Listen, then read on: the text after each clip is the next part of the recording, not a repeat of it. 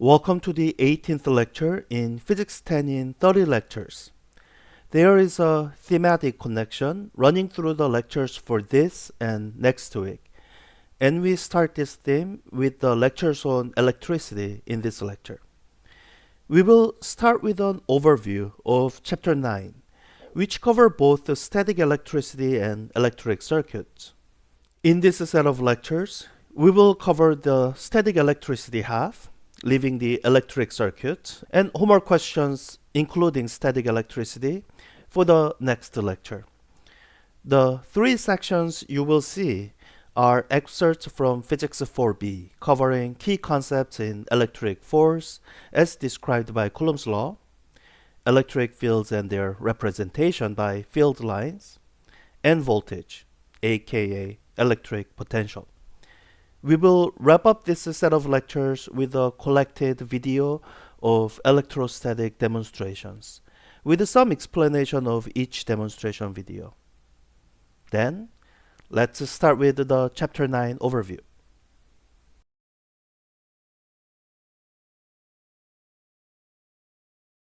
This is the overview video for Chapter 9.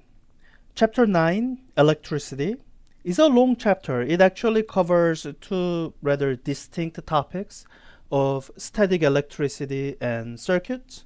So you will see two sets of lecture videos, one for mostly static electricity and another for mostly circuits. But let me cover the entire chapter 9 in this one overview video. Also, the lecture videos will cover some of these topics in detail. So in this overview video, I'll just try to quickly list them without going deep into the concepts. So, electricity. We start out with static electricity and electric charge. Electric charge, we have two kinds, positive and negative. And with these positive and negative charges, we can say, like charges repel, unlike or opposite charges attract, and that at least conceptually covers how positive and negative charges interact. And in the basic SI unit, charges are counted in the unit of Coulomb, and the Coulomb is coming from the guy who investigated what we now call Coulomb's law, the law describing the force between two charges. So these positive and negative charges, we can trace them back to their origin from the kind of particles that carry positive and negative charges. So the protons, which is at the atomic nucleus, is positively charged. And electrons, which are around the nucleus, it can be separated, it's negatively charged, and they carry charges.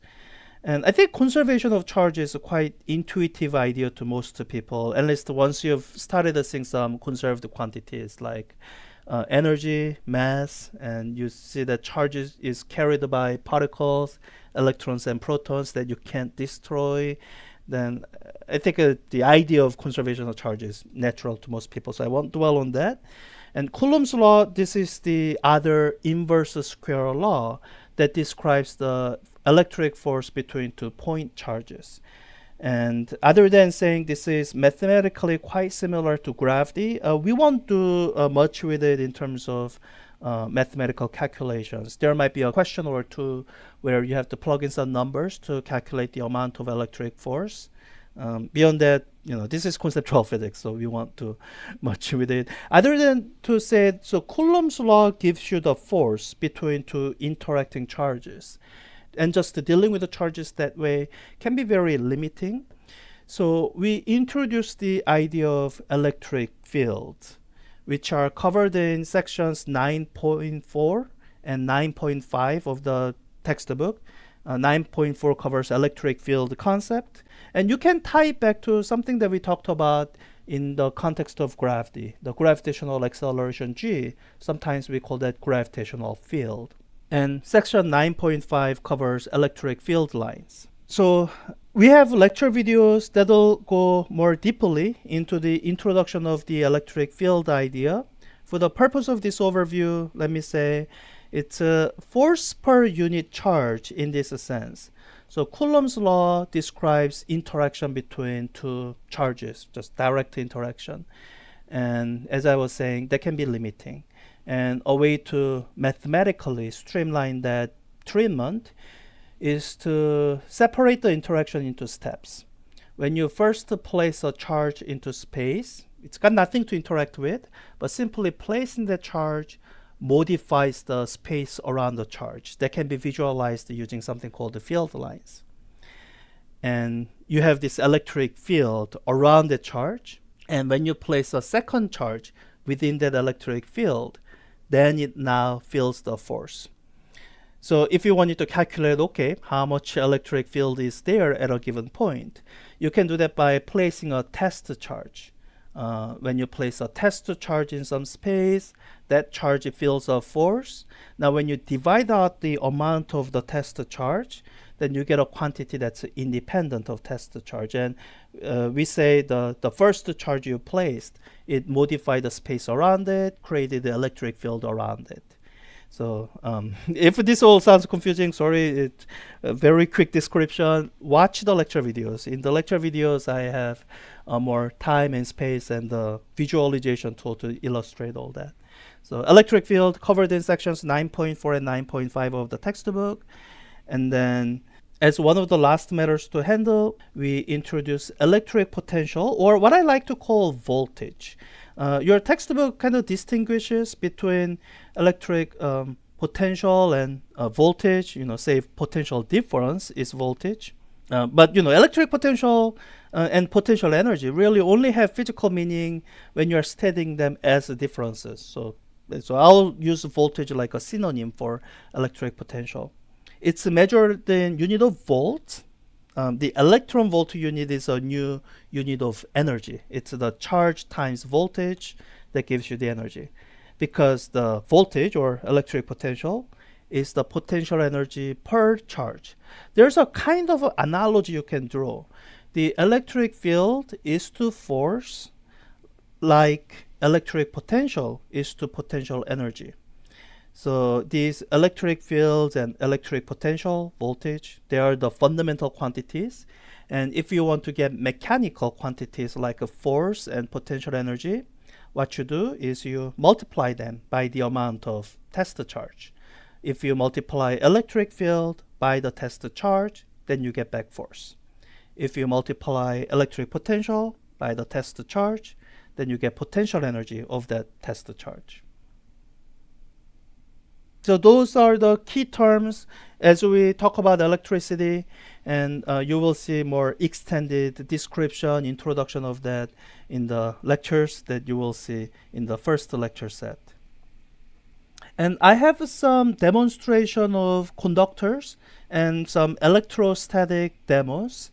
And so this relates to the section 9.7, conductors and applications of electrostatics.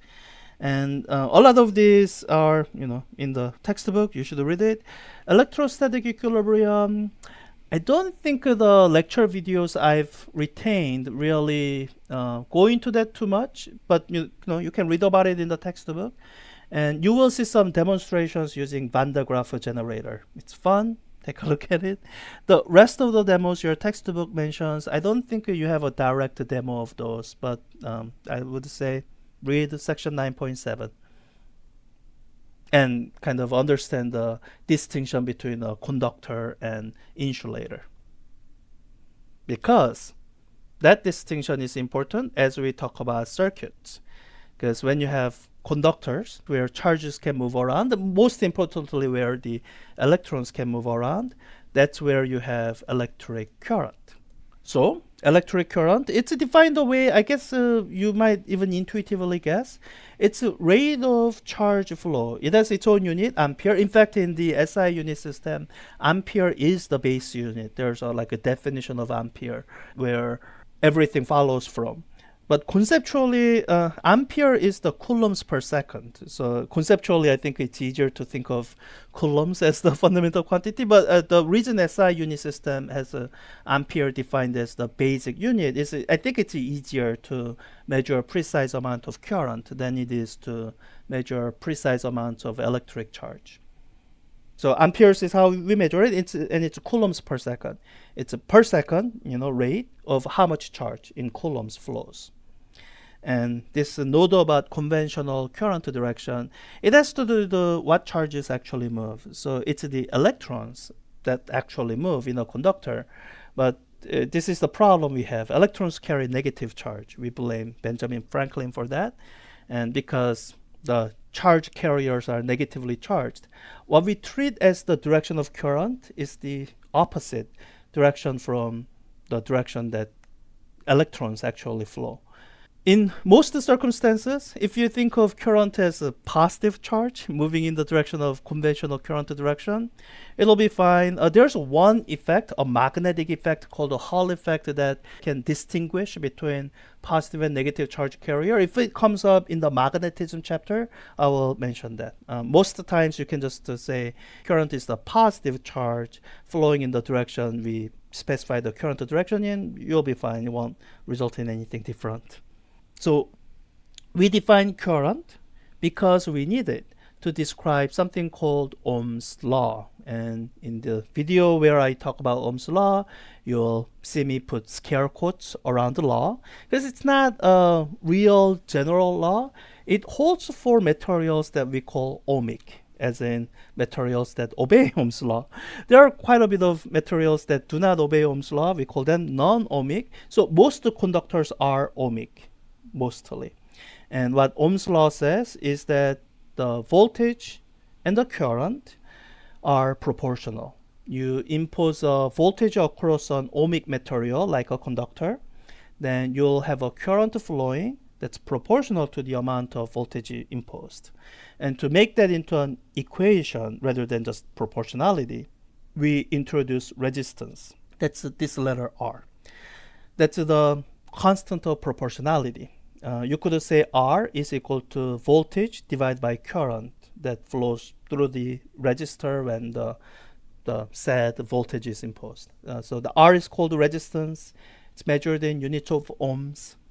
And a non-ohmic material would be a material where this resistance being defined this way maybe changes as you apply more voltage. So the relationship isn't exactly proportional.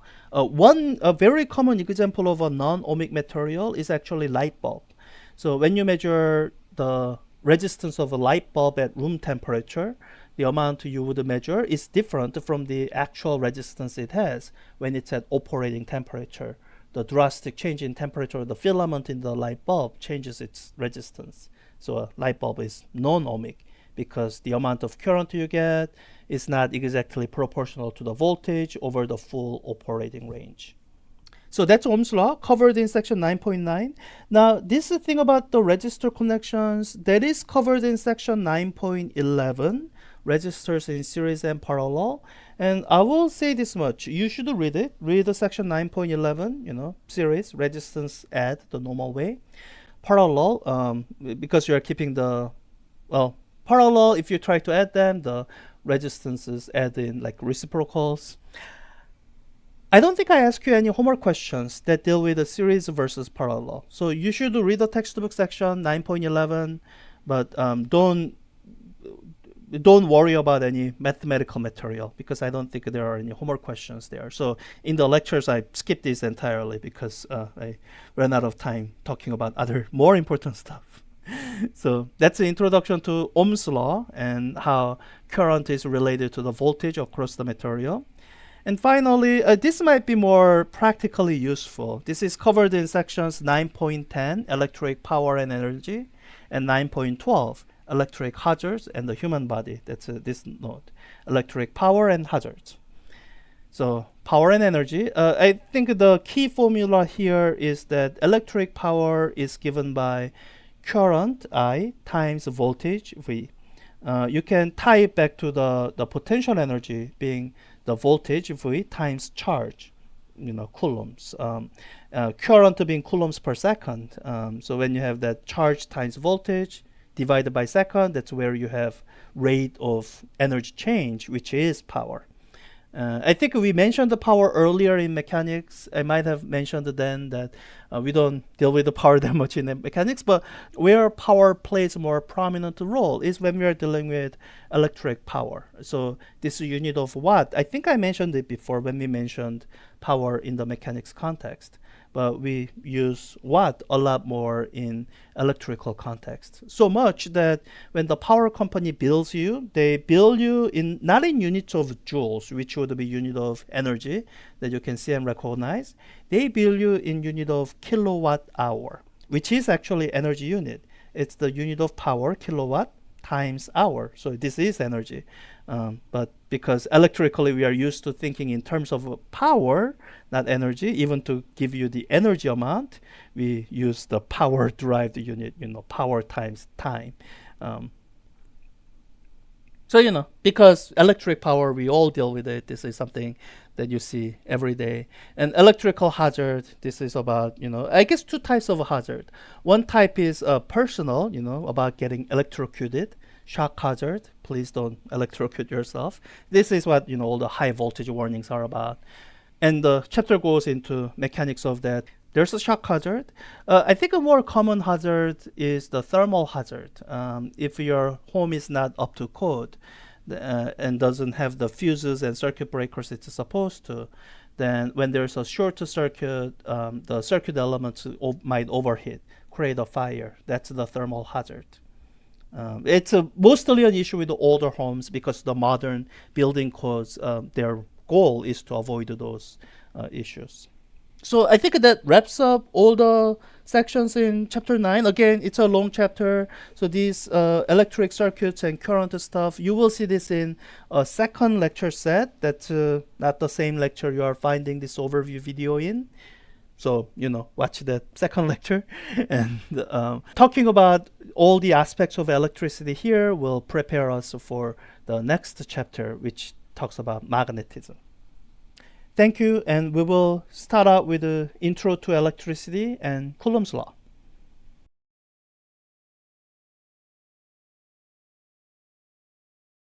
So, welcome back. We are moving on to electricity, and I hope many of you have some level of intuition for electricity, as in, you've seen demos like this. It's a simple thing to demonstrate. I have, bunch of pieces of paper that's lying somewhere here, and I can pick up a balloon and pick up those pieces of paper without touching them, or I would eventually touch them, but sort of lift them up without directly touching them.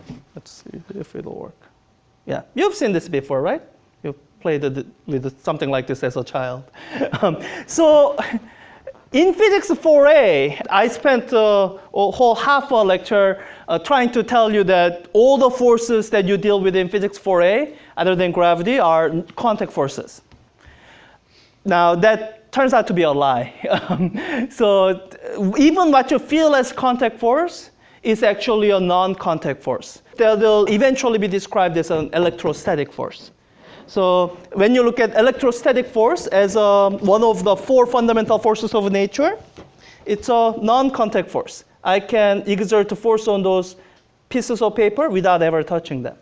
So let me just start out with some background material that I hope many of you are familiar with, but maybe it's like with thermodynamics. Because I'm not supposed to assume you have taken any science classes before this, I want to make sure everyone's on the same page. So let me write this electricity background material. It's something that you hopefully have heard of before, but if you haven't, then now you are hearing about it. So when you talk about electricity, like that interaction between the balloon and the pieces of paper, the important part of the description is how this interaction happens. And so the scientists Benjamin Franklin in the 18th century discovered that the way this interaction happens is through what we now call electric charge. That when you look at these interactions, the way we describe them is with the electric charges. Say that the balloon has positive charge, and this paper has somehow negative charge, and It's the interaction between these electric charges that's responsible for all the electrical phenomena that you see. Good. How many here haven't heard of electric charges before today? Everyone has heard of it. Good. So there are some properties of electric charges that we should go over. So it comes in two different kinds. So there's the positive charge and there's the negative charge. And actually, I thought we would go through a simple physical demonstration to illustrate why we think there should be two different signs of electric charge. So I have this cellophane tape, which worked well. Last few times I've done this. So let me pass them out. So this is the exercise I want you to do. I mean, so you guys already have some experience dealing with, I don't know, what do they call it? I don't remember the name. You use it in kitchen, like a plastic transparent cover. Saran wrap, yeah. You have some experience with saran wrap. When you unroll it, if you're not careful, it'll just stick to other things. The cellophane tape behaves in a similar way. So this is what I want you to, series of exercises I want you to go through. I want you to have some length of the tape, rolled out from the tape, and try not to touch anything with it. And try to avoid touching anything else.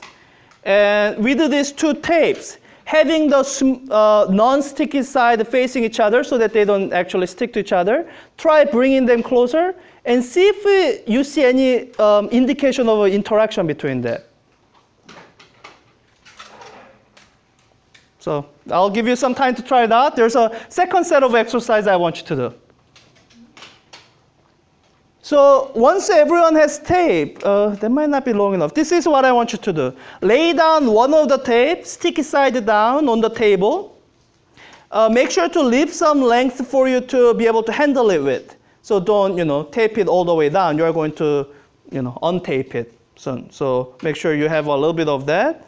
And lay down the second tape right on top of it. But, before we do this, you guys saw the interaction between the two tapes, right? Were they repulsive, attractive?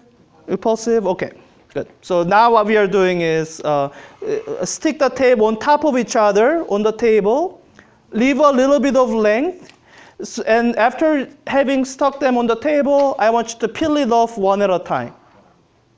Peel off one and peel off the other. Please be careful so that it doesn't touch your, run up to your hand. Now try to bring the two tapes together, non-sticky side together. So Crystal, what kind of interaction are you seeing? They are now attractive, right? Yeah, in fact, if anything, the attraction is stronger than the repulsion ever was. So this is a very simple example of electric phenomena. And our goal of trying to describe electricity now is we want to come up with a description that would explain both of these things. So what you're saying is that it can be attractive and it can be repulsive. And in this particular case, with the same two objects, you could arrange them in such a way that they were repulsive initially, but then after some interaction, they are now attractive. So the description using electric charge is a way to describe exactly how that might be happening. So that's why we start out with the description of a positive and negative charge. With these positive and negative charges, now you have more fun combinations in interaction. As in, you can have, let me just describe all those combinations. You can have a positive charge interacting with another positive charge. You can have a negative charge interacting with another negative charge. Or now you can mix them up. You can have a positive charge interacting with a negative charge or negative charge with a positive charge. Now, I think many of you know this rule already, but let's go over just to be sure. When you have two positive charges interacting or two negative charges interacting, do you know if it should be repulsive or attractive interaction? Repulsive, you guys might have seen it in science class. Or this sometimes goes by the phrase, likes repel. What about in these two scenarios? Either positive charge interacting with the negative or negative with the positive. Should be attractive. Yeah, it goes by the phrase, opposites attract. I mean, you know, just like with the statement regarding Newton's third law, sometimes people take this and mean it to make it mean something entirely different. But at least with electric charges, so the like charges, two positive charges will repel each other, and two negative charges will repel each other. And the opposite, a positive charge will attract a negative charge will attract a positive charge. So this is a way of trying to explain what we just saw. Let's see if these rules make sense with what you just saw. So what you just did, initially you started out by rolling out a piece of tape, or two pieces of tape rather. You have a roll of tape here, and what you've done is you've taken a piece, and you've taken another piece earlier. So when you look at these two tapes, do you think they will have the same charge or different charge? Like they got rolled out the same way, right? You have no reason to think that they would have a different charge, unless, you know, this something weird going on is with the tape. So because they are being both rolled out at the same way, you have no reason to think they wouldn't have the same charge. And the interaction you see between them, is it consistent with them having the same charge? Right? Repulsion, at least according to this rule we are trying to say. Now, do you know enough to say whether they both have positive charge or they both have negative charge? Not really. They could both be positive, they could both be negative, and they would both show repulsion. And in fact, here's the thing about the signs of electric charge. It's arbitrarily assigned. And in fact, when we start doing electric circuits, you will realize that the way we have the signs assigned is very inconvenient. You can blame Benjamin Franklin for that. But it's an arbitrary assignment. And it comes down to what we can tell are whether these are same or opposite charges. So for now, let me just label them as positive. I don't actually know if they will be positive charge, but let's say they have some amount of positive charges. Sorry, I drew too much. They have some amount of positive charge, but not too much, because we saw that, especially compared to the attraction that you will see soon, that the repulsion you see now is not that strong. Yeah? And the next part of what we did is we put these two pieces of tape together. So here's the bottom piece of the tape, and here's the upper piece of the tape, and we peeled off one at a time. And let me just do it again. All of you have done this once, and that's the explanation we are coming up with for it. So after having pulled this off, you see that these two pieces of tape now attract each other. So if you're trying to make sense of this rule, what do we now need to be able to say? To say that, oh, these two pieces of tape now attract each other. Like, what do we need to be able to say about the charges of each of the tape? So the tape that's up here and the tape that's down here, what do we need to be able to say? Yeah, the one is positive and one is negative. They somehow have opposite charges. Let's say, all right, let's say this has a positive charge. And let's say the bottom one ended up with a negative charge. Then here's the question that you would end up asking. Where did the negative charges show up from? There were no negative charges anywhere here. Like, where did they come from?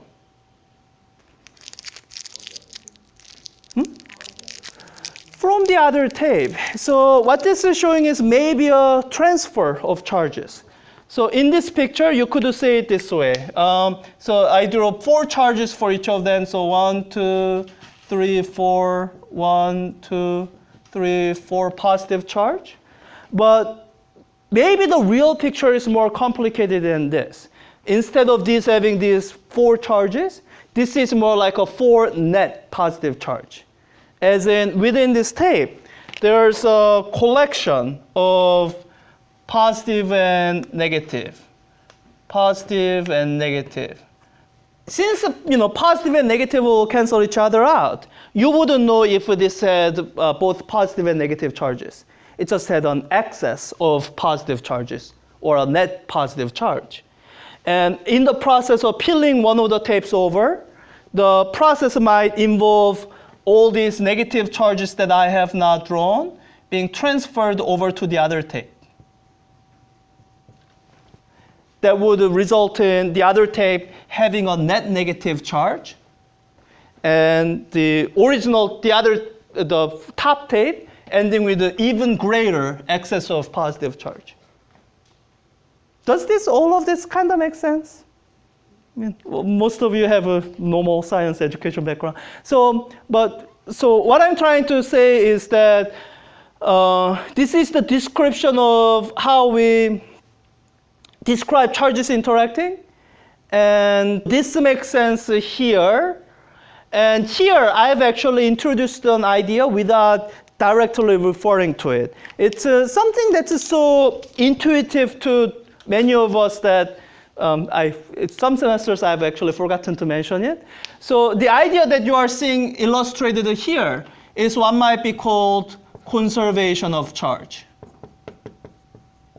Does this sound like a strange concept to people, or it's something that you would have assumed? Most of the people who know something about science is already familiar with the conservation of mass, conservation of energy. So the idea that charges are conserved seems sort of natural, right? As natural as like if I have some piece of paper, then this piece of paper it won't simply disappear. It can change its form. I can burn it and turn it into carbon dioxide, but what's here can't simply disappear. And with the conservation of charge, it's even more fundamental than conservation of pieces of paper, because pieces of paper can change its form. Turns out these charges that we are referring to, they are properties of the very elementary structure of matter. So whatever charge there are, the net charge will always remain the same. You can transfer some negative charge from one object to the other, so that it results in separation of charges, positive and negative, and you can see them interacting. But when you look at the total amount of charge, negative charges cannot simply disappear, and the same thing with the positive charge.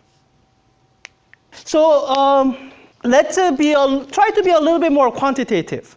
So you've seen the attraction over a distance of these pieces of paper, and you've seen how charge could transfer from one object to the other using the tape. But all these are these are qualitative descriptions, as in this is something that you have seen in your, whenever you are taking your basic science class.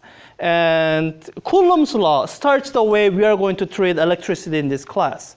So I want to do this as a demo. So these two are PHYS balls. They are very light styrofoam balls that has a little bit of a silver coating on top. And now what I'm going to do is I'm going to bring a rod, which hopefully has some charge on it, near these balls. Wow, it doesn't have any charge on it. I thought this is the right material. The PHYS balls are charged with a half turn of HB Genecon. You can see the PHYS balls getting near each other over time. It's because the sharp corners of the setup leaks the charge. I'll charge it again with another half turn. And the separation illustrates the electrostatic repulsion. Now I'm trying to maintain the highest possible voltage and the amount of charge on the PHYS balls. This is limited at some dynamic equilibrium where amount of charge generated equals the charge lost.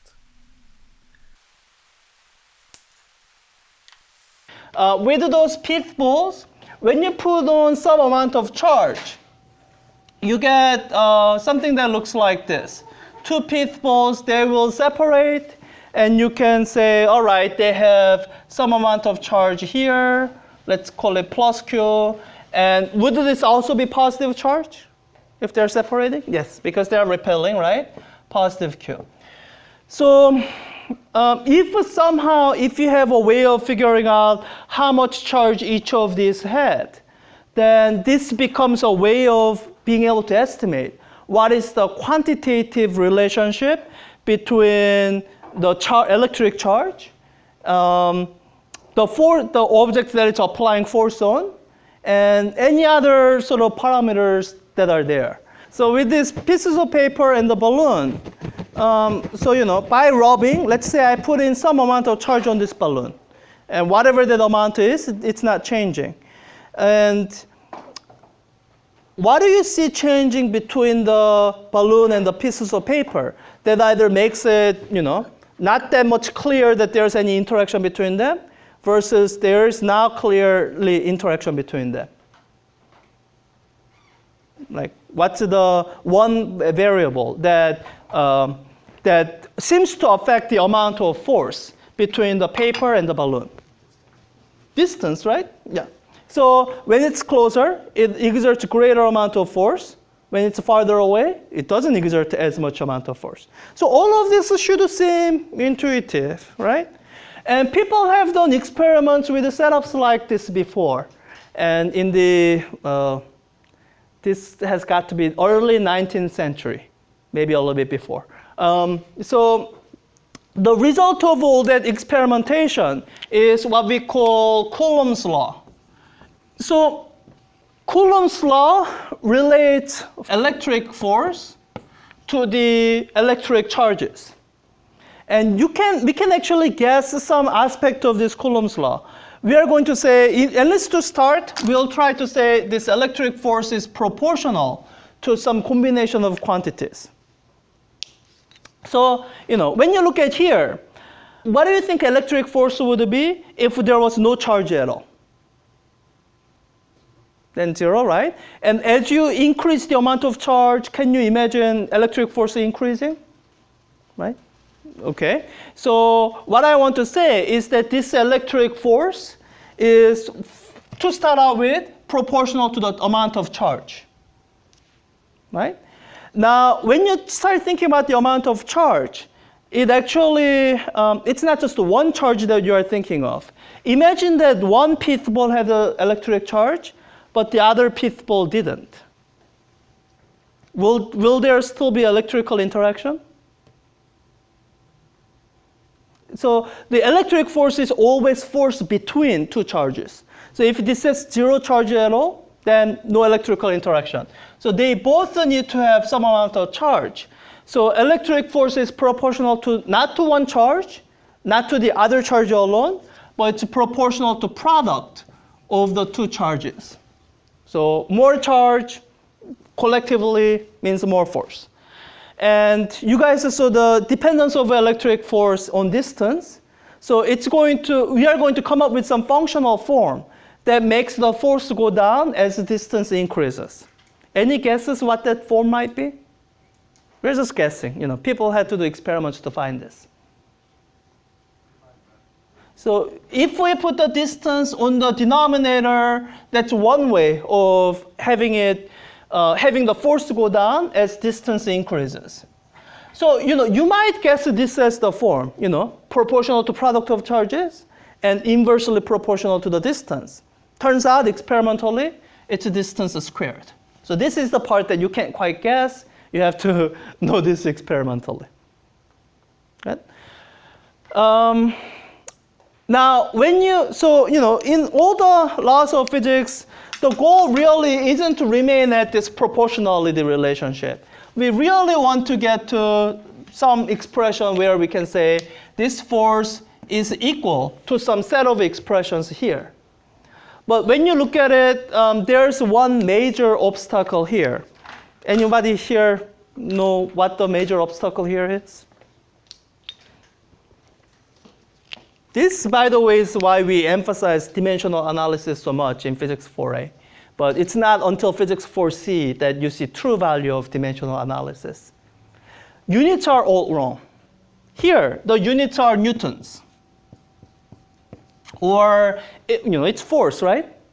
So in the basic SI units, this newtons would be kilogram meter per second squared. Anybody here know what the units on the right-hand side are? Yeah, it actually gets a little bit complicated because we have these charges. Anybody here know how to express a unit of charge in terms of, kilograms, meters, and seconds? Turns out within the unit system of a SI system, you can't. There are unit systems where you can. It's called Gaussian units or sometimes CGS units, where you do define unit of charge in terms of these, but they involve ugly square roots or whatever. We're just going to stick to SI units. And in SI unit system, we actually define a new unit just for charges. So even though it's still totally true that three quantities define the basic way of measuring things in physics, to make things more convenient, we are going to introduce a unit of Coulomb. So the unit of charge, we name it after Coulomb, who did a lot of work. So these charges come in units of Coulomb, or capital C. So the units on the right-hand side so far are this. It's a Coulomb squared per meter squared. Do these look like the same units?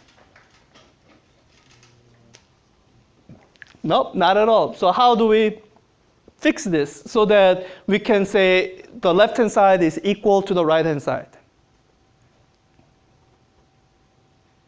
Maybe let me build your intuition this way. Where else have you seen a similar expression before? You have force on one side, and on the right-hand side is an expression that describes how that force can be obtained. And actually, a lot of these have a very similar feature to that other equation or law that you might have seen before. Newton's law of universal gravitation.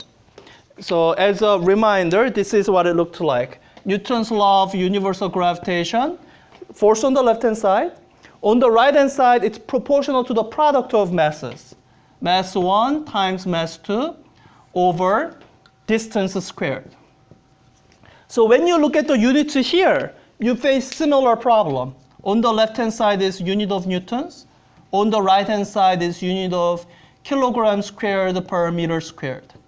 How do we fix this? Yeah, there's a constant, gravitational constant G. And this constant, it does two things.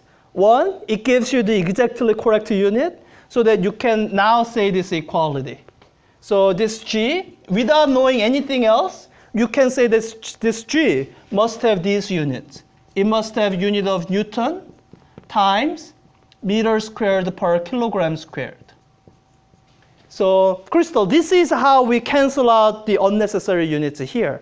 But we do it by including it into this constant. This is the systematic way of doing it.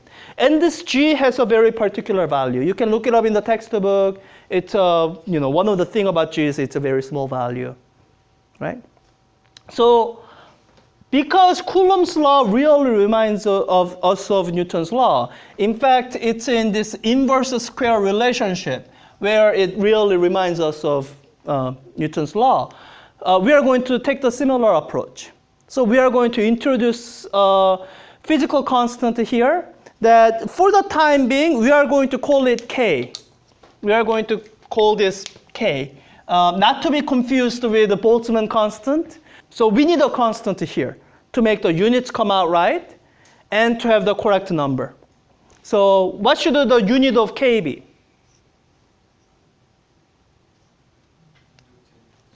Yeah, I need the newtons. Anything else? Yeah, meter squared per coulomb squared. Yeah. So this is how we get rid of this unwanted unit of coulombs. We do it not arbitrarily, but by including into this physical constant. People have done experiments to find the value of this constant experimentally. We can plug in numbers and just have a sense of how big or small this number is. So let me plug in the numbers. This is 1 over 4 pi times epsilon naught, about 9 times 10 to the minus 12. 9 times 10 to the minus 12. And let me be careful with the units here. Coulomb squared per Newton meter squared. So when you work all of this out, 4 pi is about 12. 12 times 9, that sounds like about 100. So 100 times 10 to minus 12, that's about 10 to minus 10. So this is going to be approximately 10 to the 10. And working at the unit, it's 10 to the 10 times Newton times meter squared per Coulomb squared. Is the unit what we expected?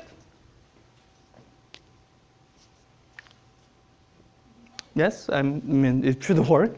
And so the number that goes with the unit is approximately 10 to 10. I think if you do more exact calculation, it's like 9 times 10 to the 9 or something like that. Is that a small number or a big number? It's a big number. That's one of the features of electricity, that this constant that occurs here, it's going to be a pretty big number. So when you look at charges, so we introduced the Coulomb as the basic unit. You will find that 1 Coulomb is an unreasonably large amount of charge. 1 Coulomb is a really huge amount of charge.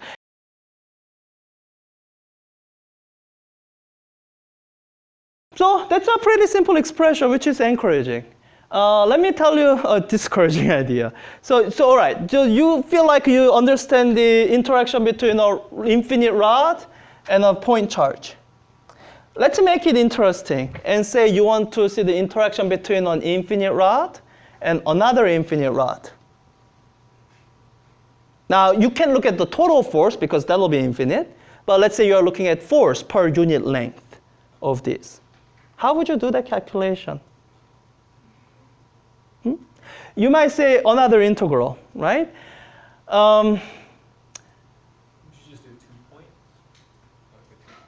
So yeah, the difficulty really comes down to this, and it comes down to some measure of tediousness. And it really comes down to the fact that the way Coulomb's law is stated, it's a law of interaction.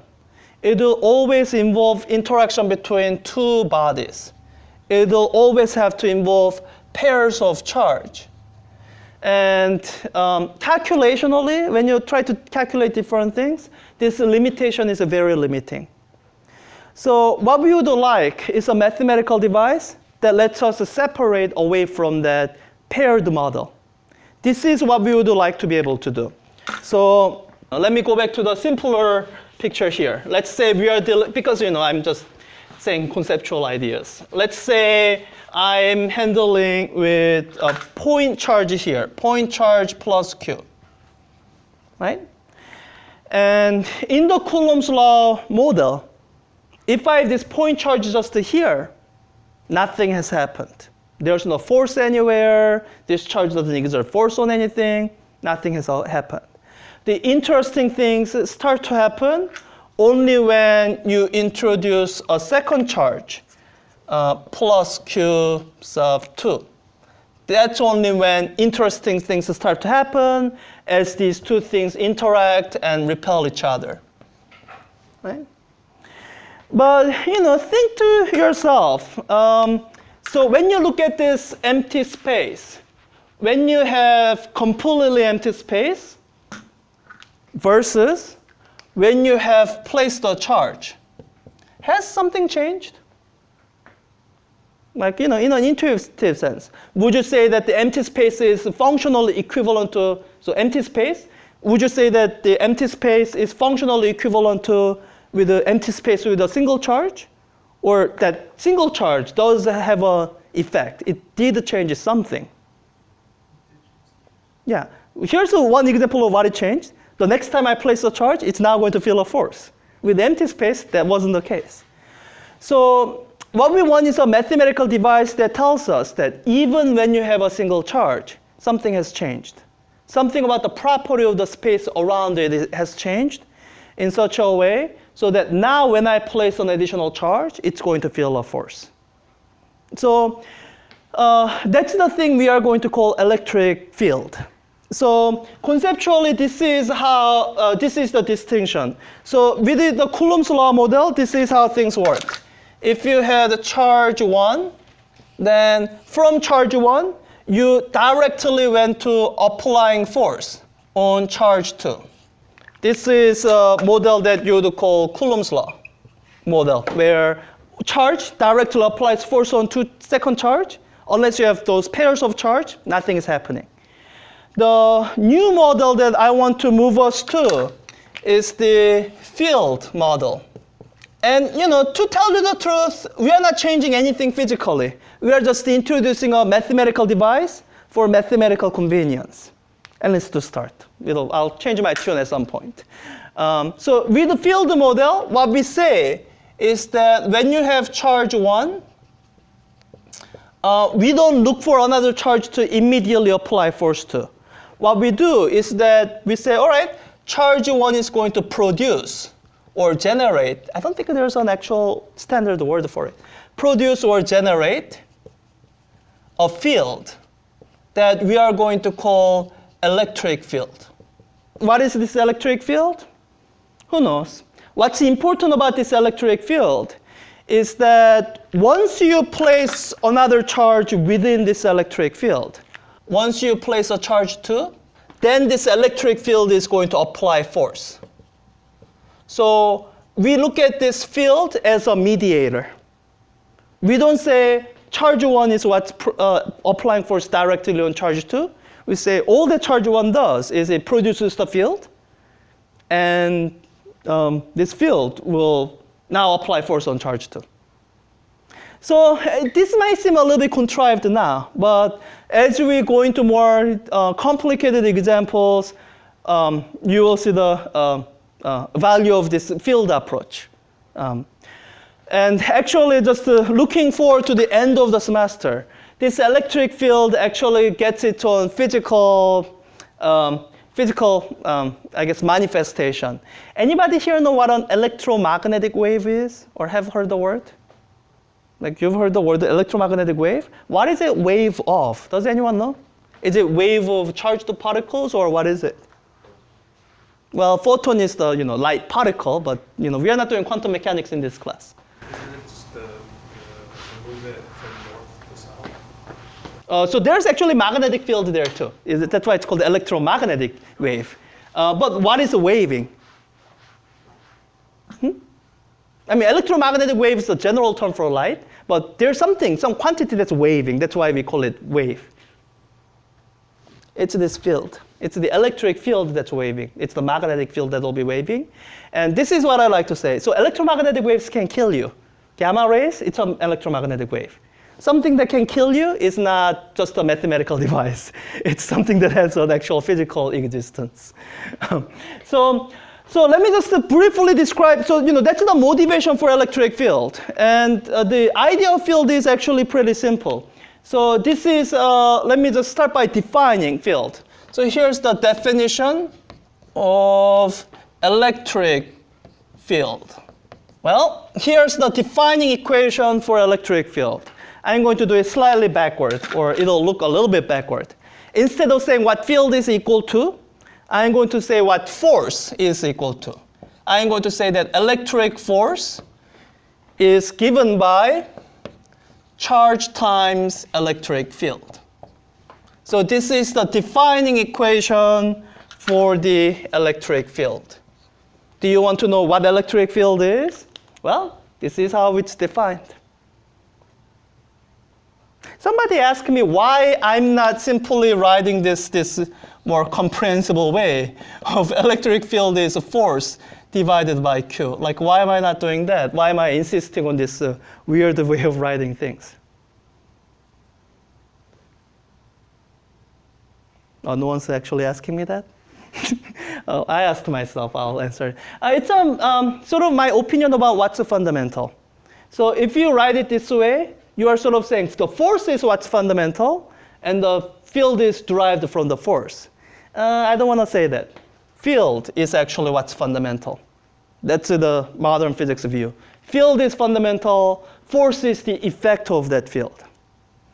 So going back to this point charge, the moment we place a point charge here, what we are saying is that we have actually changed the space around it. We have changed the property of the space around it in such a way that if I place some charges around it, we call them test charge. So you have to imagine charges that are small enough that it's not going to affect anything else around it. Like this is so much bigger than that when I place another test charge here, that this won't really feel this charge. So imagine placing all these test charges around. Then you know from Coulomb's law what happens to all these test charges, right? What happens to them? Let's say they're all positive. Then they all get repelled radially outward, right? So this charge gets repelled radially outward this way. This charge gets repelled radially outward that way. This charge gets repelled radially outward this way. This charge gets repelled radially outward that way. And to get a sense of how this charge modifies the space around it, you have to imagine placing these point charges everywhere and looking at their effects everywhere. And for this simple situation, it's actually not that hard to imagine. Like, what do you think will happen? Anywhere you place, they will get radially pushed outward, right? So we draw a representation of that. So these lines. So these are, let me just finish this line. So this line here, I have 6. I don't like 6. Let me draw at least 8. Lucky number. So these are what we call electric field lines. And we'll go more into this later. For now, this is the graphical representation of the fact, the physical fact that this point charge being placed here has modified the space around it. And instead of saying that, because these charges feel force, there's field there, I actually go the other way. Because this charge has modified the space around it to fill it with all this electric field, now, when I place a charge here, that charge is going to feel a force that's given by the amount of charge times the electric field. And because we are drawing it by hand, we don't actually literally fill the whole space, but mathematically it does. So if I place a charge here, even where there's no line going through it, that charge will feel a force going this way. So let's call it 2Q. Then that force will be equal to 2Q times the electric field. Good. Now, I already drew the vectors. Good. So it's a vector quantity. So the electric field points in the direction of what the electric force would be if you place the positive test charge. Good. So this is the divisor field. And with this divisor field, this is how we can answer the question that I posed here. So considering all of this, what do you think, let me just start off with this. What do you think is the direction of the electric field produced by this long line of charge? Well, so yeah, this is, I'm asking you, so it's a three-dimensional object, right? So I'm trying to illustrate three-dimensional object in a two-dimensional surface. So imagine I have a three-dimensional object here. So if I have point charge placed here, where would it be pushed to? That way. If I have it placed here, push it this way, here, push it that way. What if I move this charge slightly downward? Imagine this is still infinitely long. Will it still get pushed directly to the side? Yeah. So you have to imagine that sort of radially outgoing lines of field. So that if I turn it around and have it face you, what would those lines look like? Radially outgoing from this, what looks like a single point, right? Yeah, so that's the three-dimensional image I want you to visualize. But I have only a two-dimensional board, so I'm only going to be able to draw two-dimensional representation of electric field. So these are the representation of electric field produced by this infinite line of So, and whenever you feel like you don't have any intuition for electric field, you need some guiding post, come back to this. This is the defining equation for electric field. So you can relate the electric field directly to the force that would be exerted by the field. So let me go to fat.colorado.edu. You guys have seen me use this several times. Well, have you seen me use this?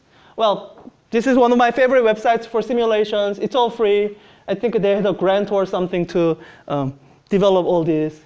And one of the simulations that's useful for illustrating electric field is simulation called charges and fields. So let me use this to try to illustrate illustrate and start to develop some intuition for electric field. So I'm just going to run it. I think it has a presentation mode where I can use a higher contrast colors. So let me try to do that. Options, yeah, projector mode. All right, that's higher contrast.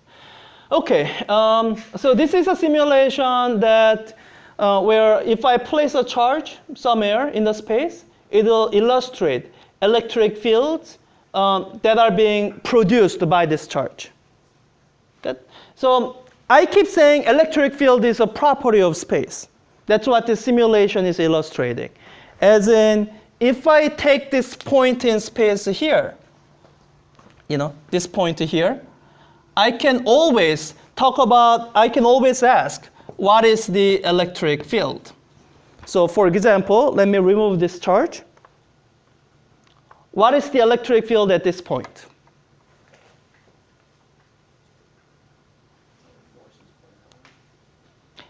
Okay, let's ask this question. So when you are trying to figure out what the electric field is, the proper question to ask, as I think Kevin was trying to do, what would the force on the charge be if I place the charge here? Right? What would the force on the charge be?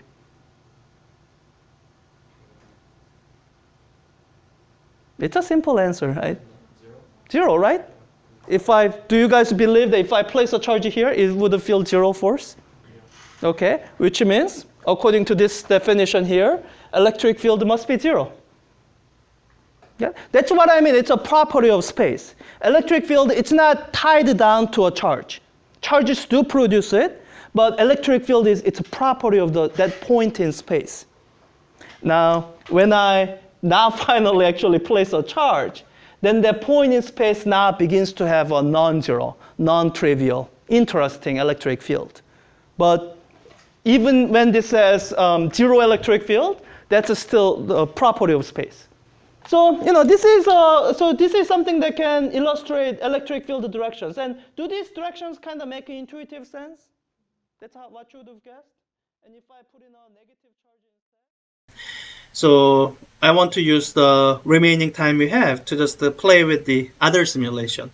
So this is an example of a simulation that I thought I could use it to illustrate electric field lines. And one thing you will see is it's got limited choices. So with the PHYS simulation, I could set up a potentially arbitrary arrangement of charges. With this simulation, there are some presets, of which there are a lot. Presets, it's got a lot of presets, like 3 dozen or so. But it's a preset. I can't grab the charge and move it around.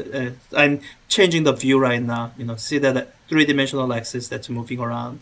But I think it'll still be good to illustrate the 3-dimensional nature of electric field lines and look at some of the interesting things. So now the display of particles, that isn't what I'm interested in. So let me, as mesmerizing as that is, let me move away from that. So electric field vector is what you saw with the PHYS simulation. I see. It's doing that view because it does show G-slice. Let's say no slicing. So this shows the whole 3-dimensional vector field view. So let's stick with the 3 dimensions, because if we wanted the 2 dimensions, we can look at the PHYS simulation. So this is kind of the same version as what the PHYS simulation is doing. And what I really want you to show with this is not the field vectors, which again the PHYS simulation does, but field lines, which PHYS simulation doesn't. And you can kind of get a sense of how these lines are arranged as you kind of take it and rotate it around. I hope you get a sense that these lines are isotropically oriented, in the sense that as I grab this view and rotate it around, like there are some views where lines line up in such a way that you see gaps through it or whatnot, but that's just the quirk of how it's drawn. You know, it picked this plane and then a plane a little bit rotated, but like if you take a more statistical view, no matter how it's oriented, the density of lines remain about the same.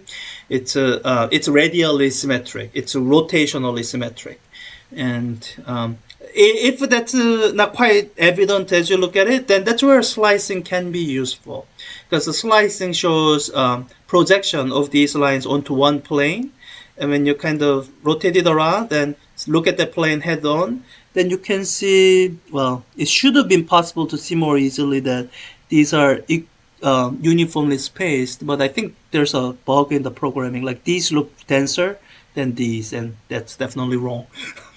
So let me move away from point charge. It's a little too boring. So let me look at dipole, where it's more interesting.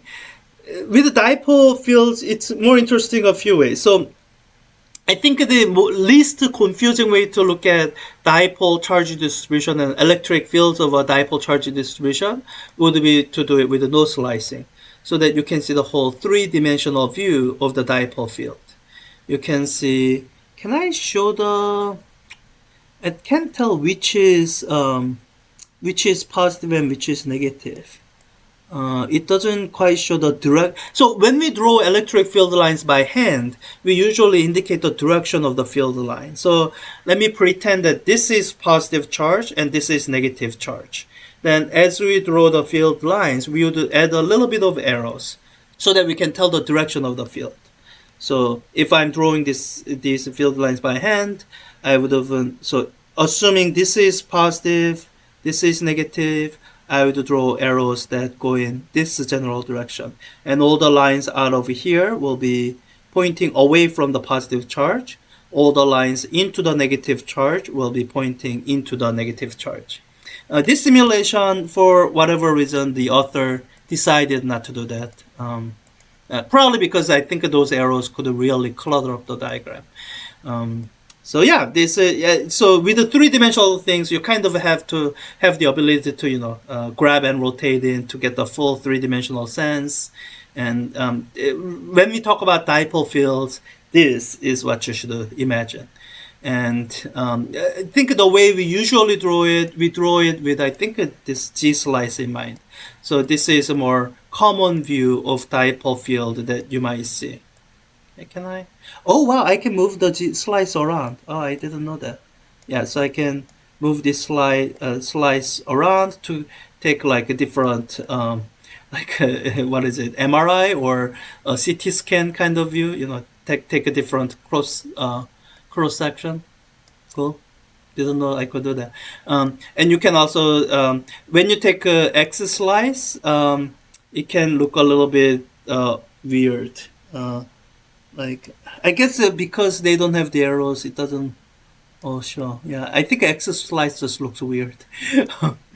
Three-dimensional view. So I think I mentioned this in the virtual class session last week, that as we start electricity and magnetism, we really have to keep reminding ourselves that space is three-dimensional. Even when we don't explicitly invoke things that need three dimensions, all the things we see, it kind of only makes sense in three dimensions.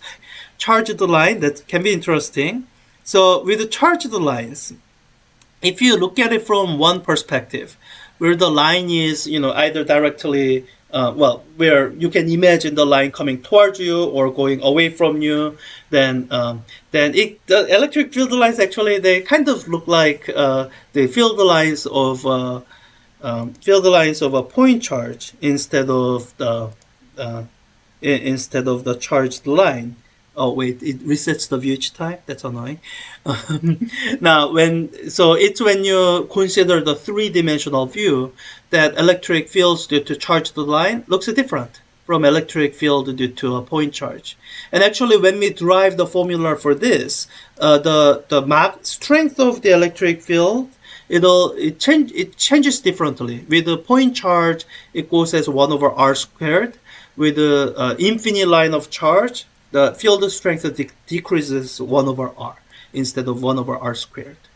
So if it's possible to take a kind of deceptive view that doesn't have you fully appreciate. Like this makes it look like it's a point charge, and this view, well, maybe this view is a little bit harder. Can I get rid of perspective?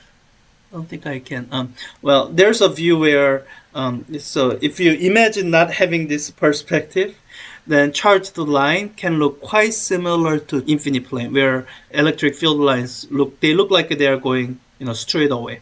So if you draw this perspective view of electric field due to charged plane, they can made to appear similar to this particular view of the infinite charged line. But the difference will be here, as you go farther away, electric field decreases as 1 over r.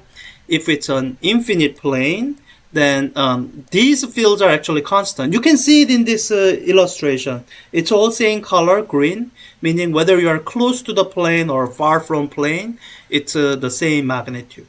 It's one of the things you can derive using Gauss's law. And I think I did one by integration as well.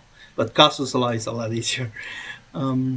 Actually, dipole lines. This is what I was imagining. Yeah, okay, yeah. So this is the one where you have two infinite lines, one positive, one negative. And then, like from a certain view, it kind of looks like the dipole field. But from a different perspective, it looks really different. Because there's this translational symmetry that dipole doesn't have. Translational symmetry along the line. Yeah, is there anything?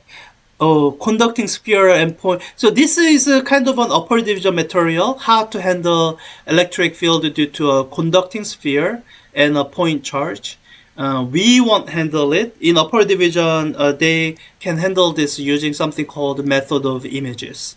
I think that's probably all the things. So yeah, let me just end that here. I do think this is a good simulation to kind of help you visualize electric field lines, especially in three-dimensional setting.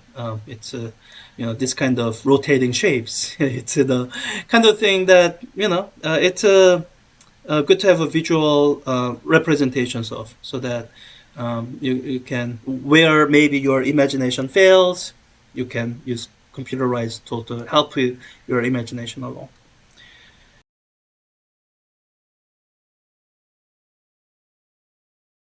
So, like most of you do, I have an intuition that energy will be conserved in this situation. So I want to say initial energy is equal to the final energy. Final energy, I feel like I can handle it. I can write down an expression for potential and kinetic energy, and it'll be fine. But the question is, what is the expression for the initial energy?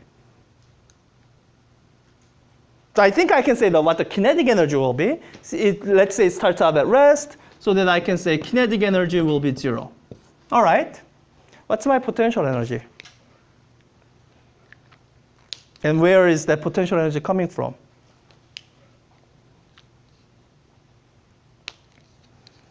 So in physics 4a, you always had the gravity, right?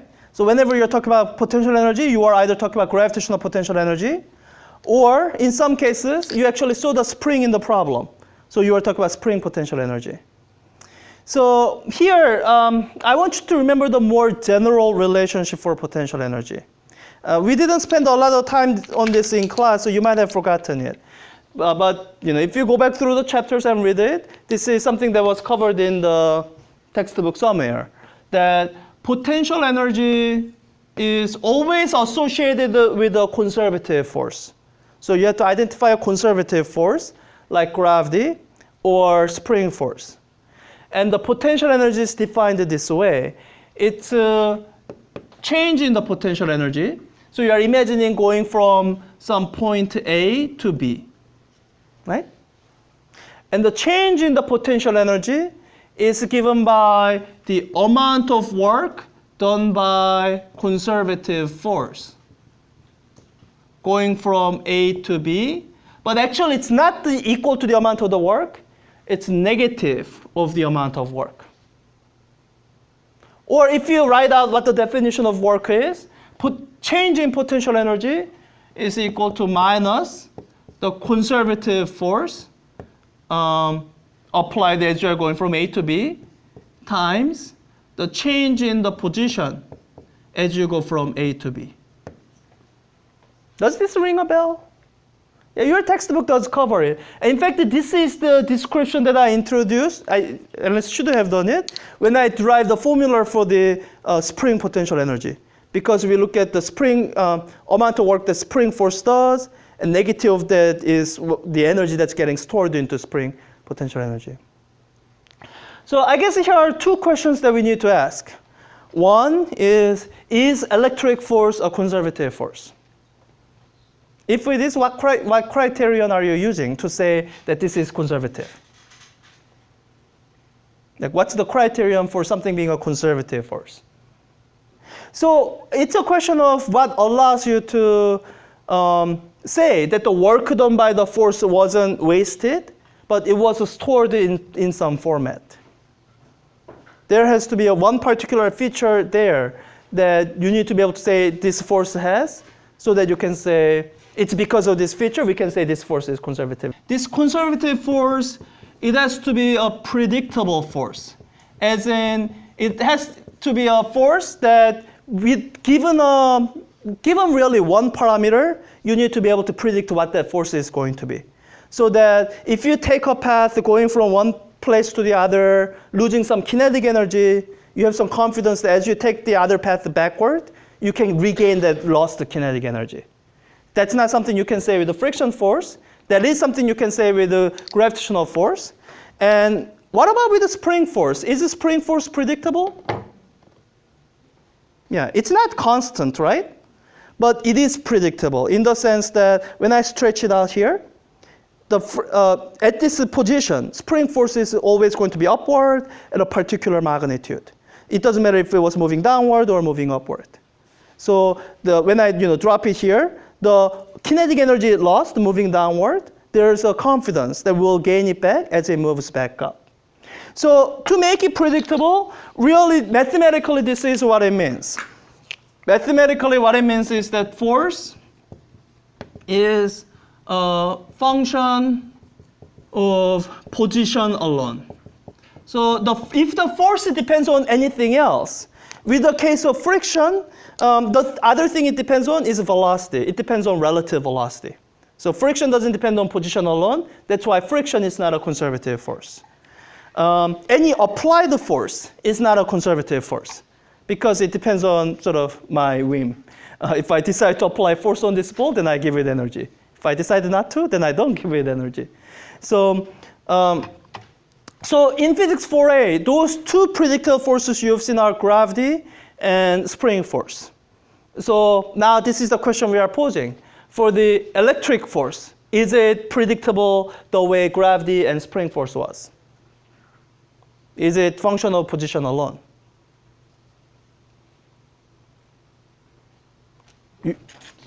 Yeah, I mean, look at those formulas for electric field. I mean, for static electricity, yes. So yeah, they're all functional position alone. So they are predictable. Here, wherever the charge is, we can say the force will be always rightward, with this magnitude. So the starting point for us is that electric force is conservative. That means it's predictable. When you lose some kinetic energy due to work being done by electric force, you have confidence that you will get it back at some later point. So you can define a potential energy based on the work being done by electric force. So here, let's actually do that. We actually know the force for this simple situation. So I'm going to say potential energy is 0 here. So what I'm interested in right now is calculating the change in the potential energy as I move from this potential energy 0 to where hopefully I have non-zero potential energy. So along this path, what is the change in potential energy as I go from point A to B? As I go from point A to B. All right, I have this expression to fall back on, so let me use that. My magnitude of force is going to be, let me keep it a little bit general. So I will say my force, so this is going to be minus conservative force dot product with the displacement. So for the conservative force, let me put it as charge times the electric field. So it's minus of charge times the electric field. Dot product with the displacement, delta x going from A to B, delta x A to B. Now, when I do this dot product, am I going to get a positive number or a negative number? Negative. Force points to the right, displacement points to the left. So this whole thing will give me negative number, which will cancel out with this, which means the change in potential energy will be charge times the electric field times the distance that the charge moves. So this is the expression for the change in the potential energy, electric potential energy in this case. And if I want to find the velocity, then I can now set up this equation. Initial potential energy, QE delta x is equal to the final total energy, 1/2 mv squared, and I can solve for v. V is 2q e delta x over m square rooted, or something like that, like simple conservation of energy calculation. So the concept that I want to introduce now is closely tied to this calculation that we are doing here. So for what we did just here, you didn't need me to introduce anything new. The only thing new that you had to know was that electric force is conservative. But if you have been reading the book, they do cover it. If you read the book, you would have seen this. So nothing that we did here in the last 20 minutes actually required us to know anything new. Now I want to introduce something new, motivated by the same reason that motivated me to come up with the idea, well, not me, other people, to come up with the idea of the electric field. So something about this expression here is a little bit unsatisfactory. This expression here, the change of electric potential energy as you go from point B to A is charge times electric field times the displacement. Or in this case, I guess the displacement is D. So charge times electric field times D. I don't like something about that particular expression. I would like to be able to sort of separate the expression out into two parts. Any guesses what two parts?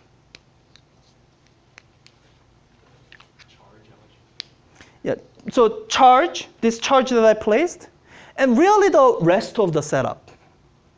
So when you look at this whole entire expression here, what you hopefully will notice after staring at it for an hour or so, or shorter, is that this second part depends, that's the property of the setup. When you have all these charges set up, then you have the electric field, and part of the setup was having this distance d between the plates. So everything on this half is part of the setup. The charge is something new that you have to place in. Maybe next time you place the charge, it'll be a bigger charge. Maybe it'll be something else.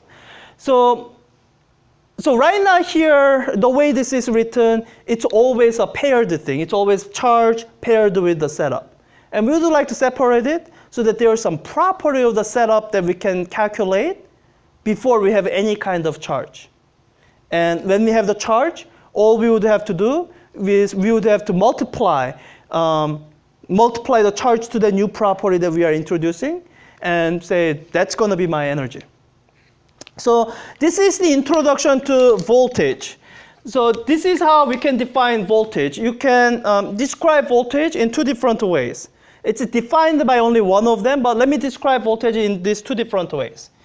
Voltage, or this first time only, let me give you all the possible names you might see what I'll call voltage in this class from now on. The many names of voltage, it has electric potential is the actually standard name. I will explain why I won't use the name electric potential often. I prefer voltage over electric potential. It's potentially confusing. What other terms are there? I think there's only one more term that I really hate. I'll mention it once, and I will try not to bring it back again. There's a phrase called EMF that you will see referred to as voltage. What this EMF stands for, it's a very old-fashioned term. It stands for electromotive force. And it's just wrong in so many ways. It's not a force. It's a voltage that we are going to define, which is not a force. So this particular name is very problematic in many ways. Giancolli actually likes EMF a lot because Giancolli is an old textbook. In this class, I will use the term voltage almost exclusively, but I want you to know that these three words refer to the exact same thing. They are the synonyms for each other. So voltage, this is how we define it based on the discussion we had here. So the way we would define voltage, represented by symbol V. So looking at this expression here, I realize if I move this Q over to the other side here, then this quantity, that's the property of the setup that I want to set apart by itself, or what I would call this voltage V. It's going to be the energy, potential energy, divided by the test charge. So you could describe voltage that way. This is the connection between voltage and other mechanical properties that you might know about. So voltage would be electrical potential energy, electric, on some charge Q, some test charge Q, and you divide out Q. So this is one way of describing voltage. Now, although this is the intuitive one, this is the one we introduced first, this is not how voltage is defined. So for the actual definition of voltage, this is the thing that we can always rely on. Because here's the thing that's unsatisfactory about this way of describing voltage. It involves the test charge. And I thought we were trying to get away from the test charge. So why is test charge in the definition? So this is not the definition. The definition is actually based on this. Based on this quantity here. Electric field times the distance. But for that, I actually want to come all the way back here, back to here. Potential energy is the conservative force times the displacement, right? So let me write this out for assuming the conservative force is electric force. So this is going to be equal to minus Q times E dot D, or E dot, let me keep the same symbol, displacement, right? So let me do what's suggested by this expression here. Divide out both sides by Q. Divide out both sides by Q. Then Q's cancel. And what I end up with is minus E dot displacement. This is the quantity that we are going to define as voltage. So for the actual definition of voltage, this is how we define it. Voltage is defined. Let me indicate that with the 3 lines. It's defined as minus electric field times displacement. Yeah. Now, so when we are talking about the displacement, we are talking about going from some point A to B, right? So here, the voltage will be also some change in voltage going from point A to B. And for a simple setup like this, this works fine. That, electric field, I have a value of electric field there times this. But we are going to want to talk about voltage in a more broader setting. We are going to want to talk about voltage of a point charge. So this is the definition of a voltage. One peculiar thing I want you to note is that we are not defining actual voltage. We are only defining the change of voltage. Right?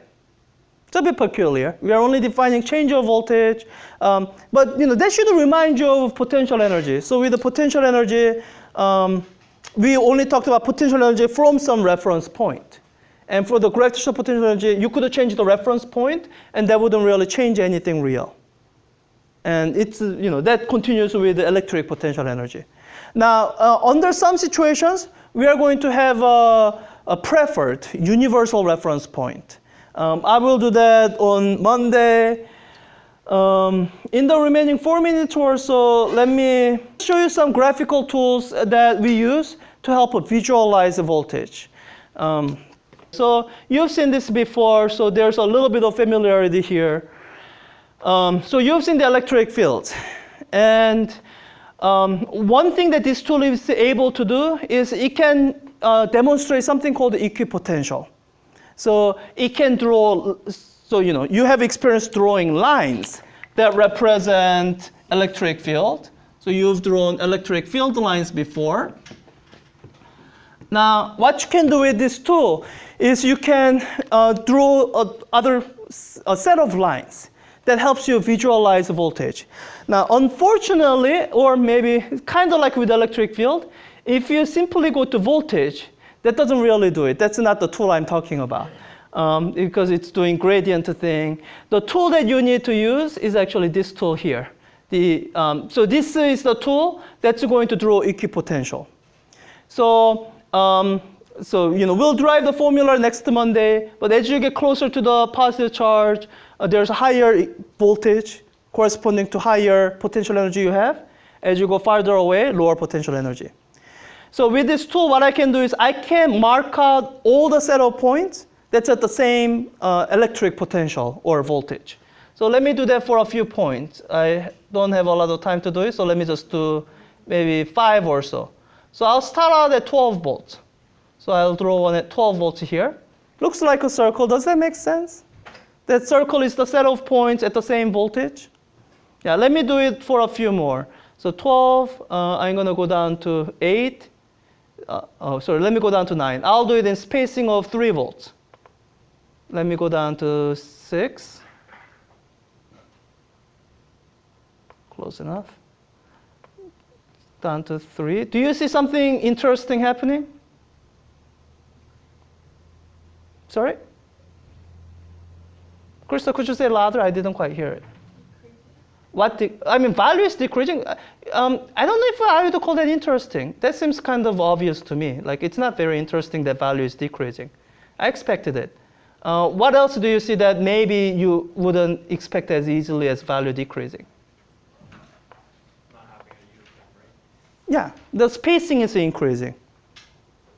So that's something interesting. And we'll talk more about this on Monday when we have proper amount of time to actually go through this without rushing through it.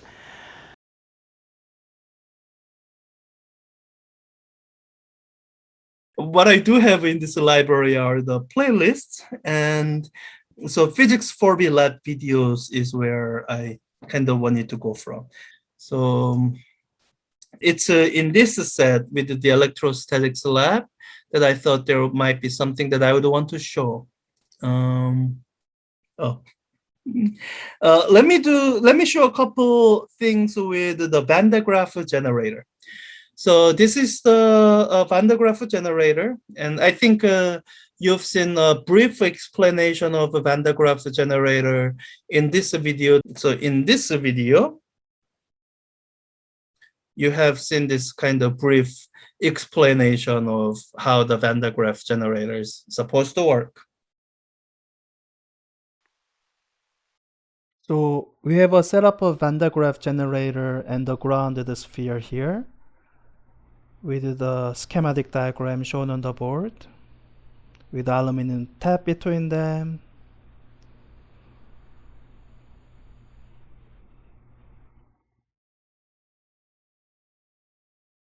And let's see what happens when the Van de Graaff generator is turned on.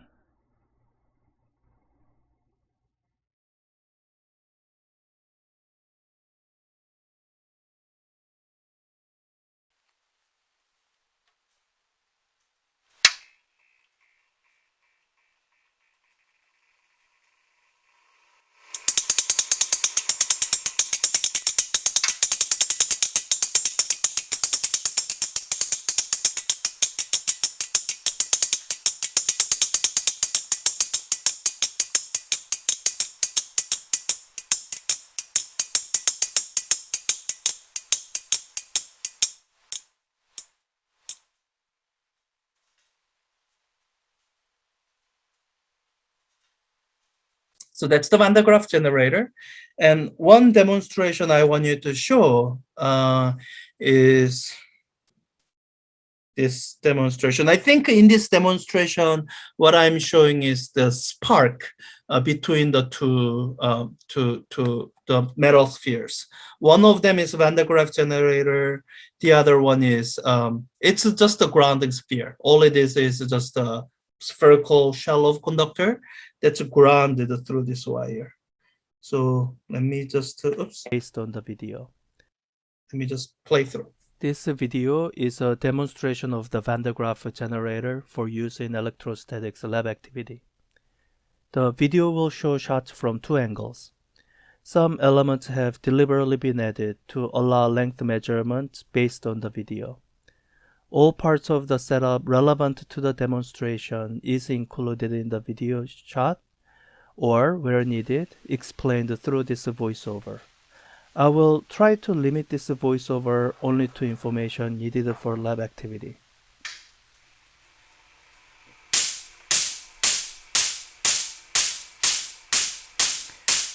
The metal sphere next to the Van de Graaff generator is grounded through the wire shown.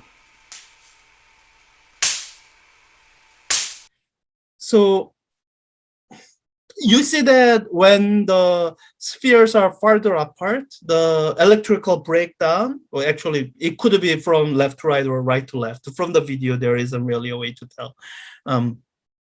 The breakdown happens less frequently, and depending on the distance, at least up to some limit, when they are less frequent, the sparks seem larger. It has to do with how electrical breakdowns occur. The physical quantity that controls most how electrical breakdowns occur is it's the electric field strength. And in this Van de Graaff generator, the quantity that's controlled mostly is not the electric field, but it's the voltage. And so this Van de Graaff generator, through the accumulation of charge, it reaches some amount of voltage on the surface. And I would ask you to recall from last week the relationship between voltage, electric field, and some sense of distance, separation. In the simplest sense, voltage difference could be connected to a product of electric field and displacement. It's kind of related in a similar way as how potential energy is related to the force exerted by the conservative force and the displacement, force times the displacement being work done, and there is connection there. So here, when these two spheres are closer together, it takes less of a voltage difference between the spheres for the electric field between them to reach a higher value. And when the electric field reaches a certain value in dry air, it's around 30 kilovolts per centimeter. That's when the electrical breakdown occurs. So, so when these spheres are closer together, like closer together over here, then electrical breakdown occurred when this reached the voltage of, I don't know, 50 kilovolts. then at the highest value of electric field, it might have been 30 kilovolts per centimeter between them. Now, as they are placed further apart, these have to reach higher voltage before electric field is strong enough for the breakdown to occur. And at that higher voltage, the amount of charge stored is larger, so the sparks are larger, and that's what you're seeing here. So you see through the wire shown. at some point the distance is so far that the breakdown doesn't occur in the usual well-defined path. The hissing sound you hear is due to corona discharge. Yeah, corona discharge is one of the ways the charges leak once they are so far apart that there's no visible breakdown between them. The crackling sound you hear is also due to corona discharge.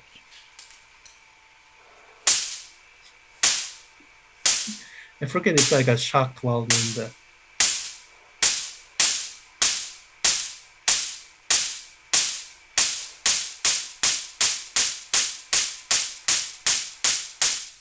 And after you do this for a while, you start to smell ozone because And I'm just discharging the Van de Graaff generator so that I don't get shocked. because all these discharges I'll use this string. all these discharges they cause oxygen molecules to break down and create ozone. It handle for conducting. Yeah, I think it's acrylic. It's definitely plastic. It's probably acrylic. It felt like acrylic, but I didn't test. So the rest of the video, I think I'm just doing length measurements because this was for a lab where people could actually calculate values. I don't think that's necessary for us. So let me just look through the thumbnail to make sure that we don't need it, and then I will skip out on the rest.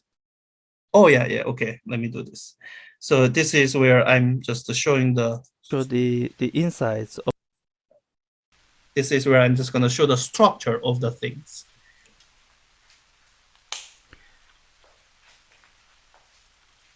So I'm gonna go turn the light on, and in the rest of this video I will show the insides of the metal sphere and the Van de Graaff generator, just to show how simple they are.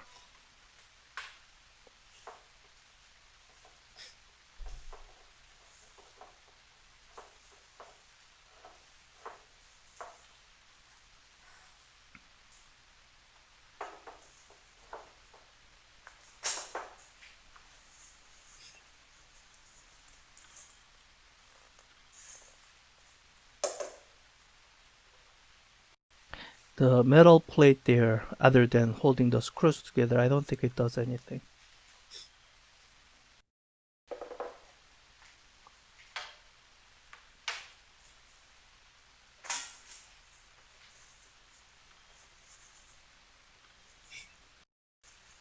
They might be interchangeable, the upper half. And this is how the charges are carried up to the Van de Graaff generator. A motor at the bottom moves the rubber belt, and the rubber belt moves charges up, which are collected on the comb that you see at the top there.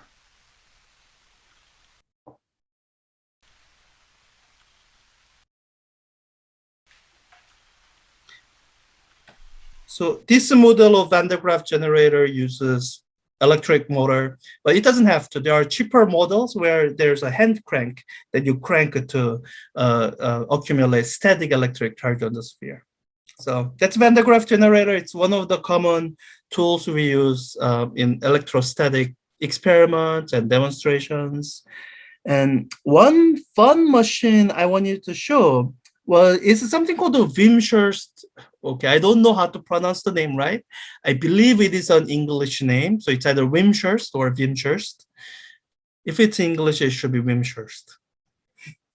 So let me show you. I'll just play the demonstration.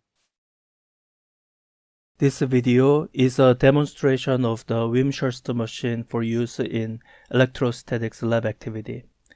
The video will show shots from two angles.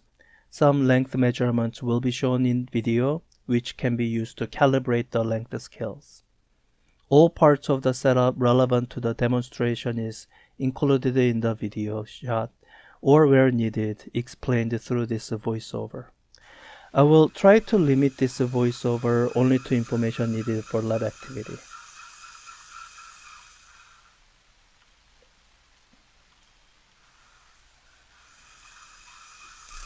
Here, the sound you hear is due to the electrical discharge. The amount of charges involved are small, so you can't quite see it, but the sound should be the indication of discharge. The discharge may be due to corona discharge. It is hard to tell when there is no visible spark. So what's needed for that visible spark to occur is an accumulation of charge, and they all have to get discharged all at once, so that as the electrons are traveling through the ionized path, it excites the air molecules, and that's what's creating that visible light. So this machine, it has these two Leyden jars, which are used to store that electric charge. And it stores some amount so that you saw that one spark, but this doesn't produce those charges at regular enough interval or at the same rate as the Van de Graaff generator can to create visible spark frequently. Let me just play a little bit more while seeing if there's anything more interesting.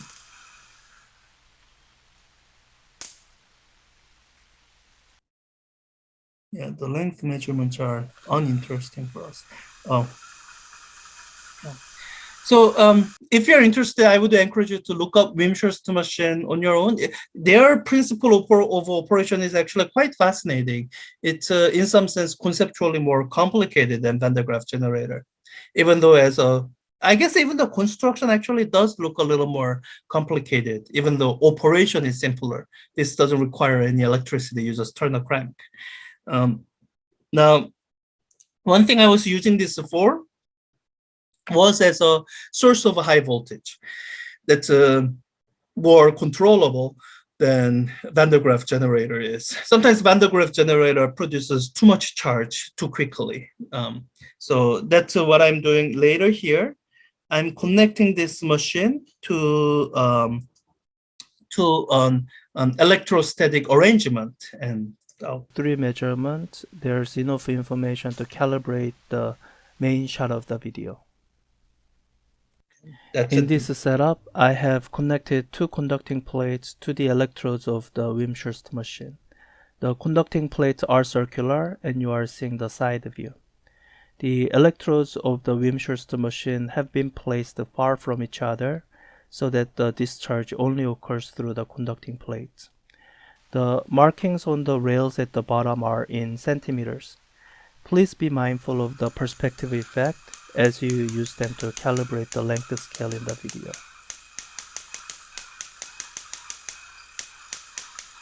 I'm trying to keep the plates parallel, but as you can see that the discharge occurs preferentially at the bottom portions of the plates are closer.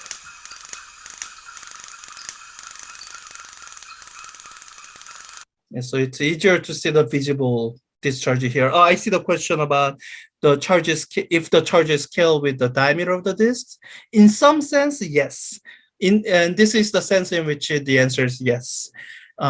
So with the experiment like this, where I'm looking for electrical discharge through air, really the one single quantity that I am keeping constant is the electric field strength at which that discharge occurs. So, and that maximum electric field strength when the discharge occurs, it's at about 30 kilovolts per centimeter at the point where it's maximum. So, in this arrangement at the bottom here, at the top, it's always a little bit below that. That's why you don't see discharges up here. And the other things that can vary while keeping that maximum electric field constant is one, distance. That's why when you have a shorter distance between them, you see the discharge occur more frequently because these plates do not need to reach as a higher voltage for the discharge to occur. And now this is the second thing. The amount of charge that's stored on the plate at a particular value of voltage, that scales with the size of the disks. So, and it's the same deal with the other geometric objects, like this Wimshurst machine. It has these balls here, and the amount of charge that's stored on these conductors before discharge occurs, keeping everything else constant, voltage and electric field constant, will depend on the size of the ball. That's why with the larger Van de Graaff generator, you see brighter sparks because there's more amount of charge stored before discharge occurs. So once the discharge occurs, it forms just a bright path that you can see. Yeah, thank you for the questions. Charge that I do not believe depends on the size of this disk. It's one of the. Let me just look Google search it up so that you can see it. Wimshurst machine. It's a fascinating principle of operation. So each individual plate on the disk, it doesn't store significant amount of charge. This is kind of animation of how the charging occurs. And really, let's see. So I guess these individual conducting plates, they don't accumulate that much charge. The small imbalance of charges that they accumulate, they are gathered by this brush that's barely contacting the disk. So long story short, because it's not these rotating disks themselves that are accumulating or storing the charge, the size of the disk here shouldn't matter. What should matter more is the other geometries, like the geometry of the Leyden jar. Here, the biggest limiting factor would be the size of this conductor, because this size of the conductor basically limits how high a voltage this conducting thing can reach. Yeah, Exploratorium in San Francisco probably has something like this, I would imagine. Yeah. Okay. Let's see here. Is there anything else I want to show? I think that discharge thing was the only thing. And okay, I think, and there's do I want to demonstrate electroscope? I think I want to. Let me show two more videos. I want to show this, and then I want to show something called electric whirl. Those are kind of fun demos that illustrate some feature of electricity. Okay, this, let me just play. Video is a demonstration of electroscopes. We will use it with HV demonstrated in another video in order to illustrate interaction of electrostatic charges. Just quickly, the Genecon thing, it's this device here. Just think of it as a portable, static charge producing thing. That's all it does. It's kind of small scale, worse version of Van de Graaff generator and the Wimshurst machine. The video will show shots from two angles. Please use the second shot to observe the number of turns of the hand crank. Two electroscopes are shown simultaneously to illustrate some variability in the demonstration due to real-world imperfections. The black leads are connected to the negative charge source of HV Genecon. The red leads are connected to the positive charge source of HV Genecon. I'm discharging the two electroscopes just to be safe. And I'll be turning the hand crank to charge the scopes.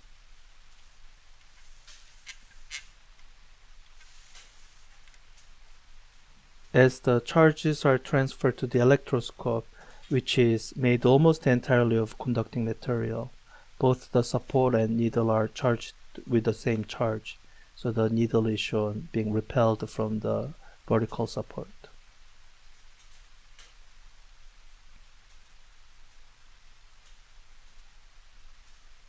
And this is not a quantitatively accurate device. That's what Discharging, these two things are showing. and we'll give it another go. Sometimes it takes some time for charges to transfer.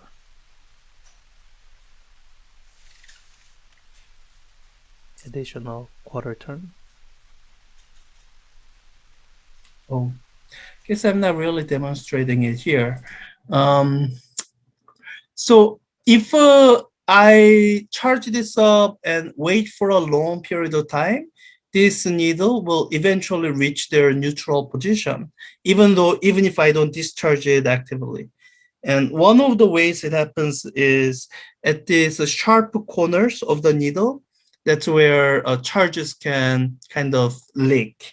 At the sharp corners, you tend to form stronger electric field at the same value of voltage or charge density. And so let me show you the next demo, which demonstrates what I'm talking about more clearly. It's this one here. Something called the electric whirl. It's it's a kind of demo thing that you can buy, although you need something to power it with. And this is recording of another virtual class session that I'll play now. 4 minutes. I was testing this just before the meeting, and let me first show you what I mean, and then I'll go through a brief explanation of what it is you are saying. So I'm going to start with what you just saw, the start, and that's kind of an indicator that the Van de Graaff generator is charging. And let me do something from there that will show something different.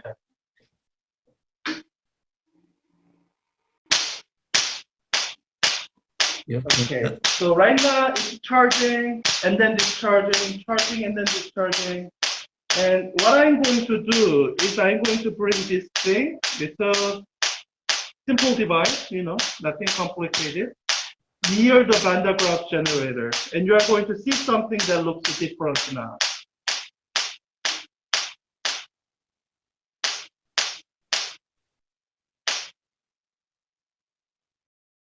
Notice how the Van de Graaff generator is no longer discharging to the grounded sphere.